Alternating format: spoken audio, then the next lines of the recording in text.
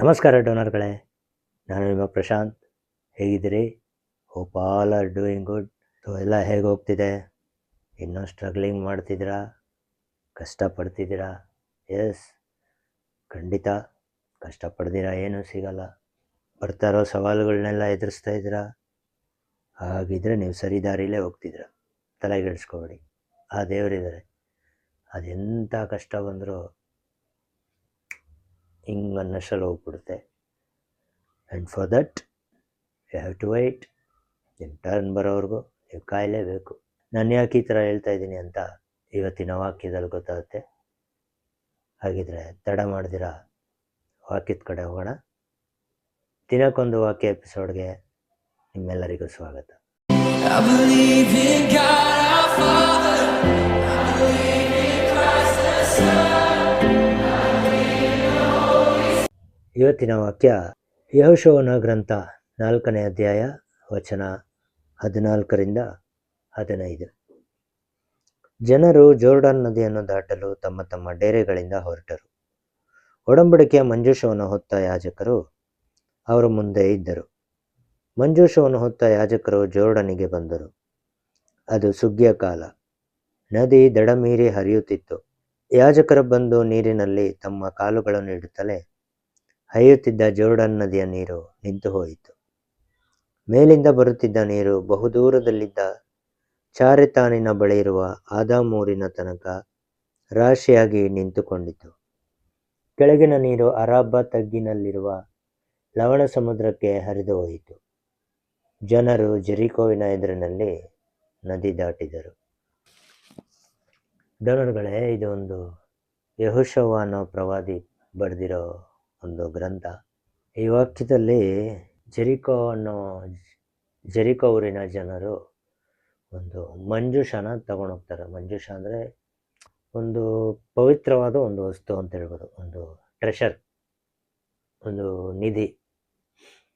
ಅದನ್ನು ತಗೊಂಡೋಗುವಾಗ ಈ ಜೋರ್ಡನ್ ಅನ್ನೋ ನದಿನ ದಾಟ್ಕೊಂಡು ಹೋಗ್ಬೇಕು.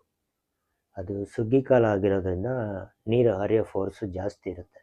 ಏನು ಮಾಡೋದು ಅಂತ ಯೋಚನೆ ಮಾಡ್ತಾ ಇರುವಾಗ ಅಲ್ಲಿ ಒಂದು ಅದ್ಭುತ ಆಗುತ್ತೆ. ಏನಂದರೆ, ಅಷ್ಟು ಜೋರಾಗಿ ಹರಿತಾ ಇರೋ ನದಿ ನೀರು ಹಾಗೆ ನಿಂತೋಗ್ಬಿಡುತ್ತೆ.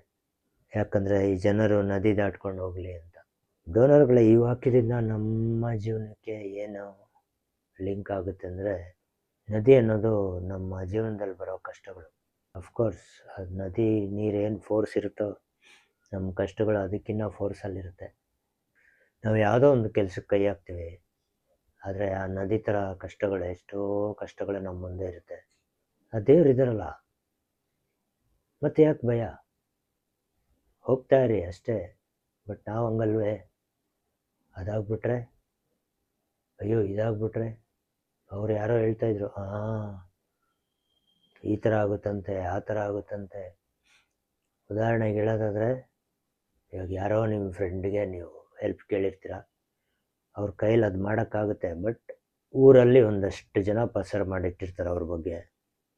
ಅವನ ಹತ್ರ ಹೋದರೆ ಅದಂಗೆ ಹಂಗಾಗ್ಬಿಡುತ್ತೆ, ಅವನ ಹತ್ರ ಸಾಲ ತೊಗೊಂಡ್ರೆ ಈ ಥರ ಆಗುತ್ತೆ, ಆ ಥರ ಎಷ್ಟೋ ಜನ ಹಂಗಾಗಿದೆಯಂತೆ, ಹಿಂಗಾಗಿದೆಯಂತೆ, ಅಂತೆ ಕಂತೆಗಳೇ. ಆದರೆ ಅದು ನಿಮಗೆ ಎಕ್ಸ್ಪೀರಿಯೆನ್ಸ್ ಆಗಿದೆಯಾ? ಅದನ್ನು ಯೋಚನೆ ಮಾಡಲ್ವೇ? ಅವ್ರ ಜೊತೆ ಮಾತಾಡಿ, ಅವ್ರ ಜೊತೆ ಸಂಬಂಧ ಬೆಳೆಸಿ, ಅವ್ರ ಸಾಹಸ ಮಾಡಿ, ಆವಾಗಲೇ ತಾನೇ ಅವ್ರು ಯಾರಂತ ಗೊತ್ತಾಗೋದು, ಏನಂತ ಗೊತ್ತಾಗೋದು. ನೀವು ಅವ್ರನ್ನ ನೋಡೂ ಇಲ್ಲ, ಅವ್ರ ಸವಾಸನೂ ಮಾಡಿಲ್ಲ, ನೀವೇ ಡಿಸೈಡ್ ಆಗಿಬಿಟ್ರೆ ಕಷ್ಟ ಬಂದಾಗ ನೋಡ್ಕೊಳ್ಳೋಣ, ದೇವರಿದ್ದಾರೆ.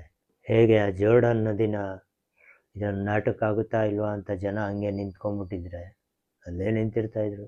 ದೇವ್ರ ಮೇಲೆ ನಂಬಿಕೆ ಇಟ್ಟರು, ದೇವ್ರ ಅದ್ಭುತ ಮಾಡಿದ್ರು, ಅಷ್ಟೇ. ನಾವು ಆ್ಯಕ್ಚುಲಿ ಮಾಡ್ತಿರೋದೇ ಇಷ್ಟು, ಅವ್ರು ಯಾರೋ ಮಾತು ಕೇಳಿ, ಇವ್ರು ಇನ್ನೊಂದಷ್ಟು ಮಾತು ಕೇಳಿ, ಆ ಗಾಸಿಪ್ಪು, ಈ ಗುಲ್ಲು, ಅದು ಇದು ಎಲ್ಲನೂ ನಮ್ಮ ತಲೆ ಹಾಕ್ಕೊಂಡು, ಅಯ್ಯೋ ಇದಾಗುತ್ತಾ, ಈ ಕೆಲಸ ಆಗುತ್ತಾ, ಅವರು ಏನೋ ಹೇಳ್ತಾಯಿದ್ರು ಇದ್ರ ಬಗ್ಗೆ, ಹೌದಾ, ಒಂದು ವೇಳೆ ಹಂಗಾಗ್ಬಿಟ್ರೆ, ಫಸ್ಟ್ ಆಫ್ ಆಲ್ ನೀವು ಕೆಲಸಕ್ಕಿನ್ನ ಕೈಯೇ ಹಾಕಿಲ್ಲ ಆಗಲೇ. ಹಾಗಾಗಿ ಡೋನರ್ಗಳೇ, ಈ ವಾಕ್ಯ ನಮಗೆ ತಿಳಿಸ್ಕೊಡೋದಿಷ್ಟೇ. ದೇವರಿರುವಾಗ ಯಾವುದಕ್ಕೂ ಭಯ ಪಡಬೇಡಿ.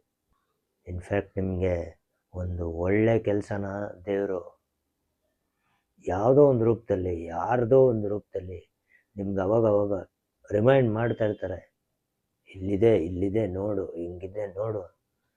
ಇನ್ಫ್ಯಾಕ್ಟ್ ಅದರಿಂದ ನಿಮ್ಗೆ ತೊಂದರೆ ಆಗುತ್ತೆ, ನಿಮ್ಮ ಕಣ್ಮುಂದೆನೂ ತರಿಸಲ್ಲ ಅದನ್ನ. ನೀವು ಹಿಡ್ಕೊಂಡು ಹೋದರೆ ಅದಕ್ಕೆ ದೇವ್ರ ಜವಾಬ್ದಾರಿ ಇಲ್ಲ. ಯಾರ್ದೋ ರೂಪದಲ್ಲಿ, ಇನ್ಯಾವುದೋ ಒಂದು ವಿಷಯದಲ್ಲಿ, ಅಥವಾ ನೀವೇ ಅವ್ರ ಮುಂದೆ ಹೋಗಿ ನಿಲ್ತಿರ್ತೀರ, but you are not ready to believe it because of ಅವರ್ ಆ್ಯಟಿಟ್ಯೂಡ್, ಬಿಕಾಸ್ ಆಫ್ ನಮ್ಮ ಒಂದು ತನ, ನಮ್ಮ ಒಂದು ಸಣ್ಣತನ. ಸೊ ಹಾಗಾಗಿ ದೇವರ ಮೇಲೆ ನಂಬಿಕೆ ಇಡಿ, ದೇವರ ಅದ್ಭುತಗಳ ಮೇಲೆ ನಂಬಿಕೆ ಇಡಿ. ದೇವರ ಒಂದು ಏನು ಹಿಂಟ್ ಕೊಡ್ತಾರೆ, ಅವ್ರೇನು ಸೈನ್ ಮಾಡ್ತಾರೆ ಅದನ್ನು ಅರ್ಥ ಮಾಡ್ಕೊಳ್ಳಿ, ಜೀವನ ಚೆನ್ನಾಗಿರುತ್ತೆ. ಸೊ ಡೋನರ್ಗಳೇ, ಇದಿಷ್ಟು ಇವತ್ತಿನ ವಾಕ್ಯದಿಂದ ತಿಳಿದು ಬರೋದು. ಮತ್ತೊಂದು ವಾಕ್ಯದೊಂದಿಗೆ ನಿಮ್ಮ ಮುಂದೆ ಬರ್ತೀನಿ. ಅಲ್ಲಿವರೆಗೂ take care, keep smiling, have blessed day and happy weekend. ಸಿಗೋಣ.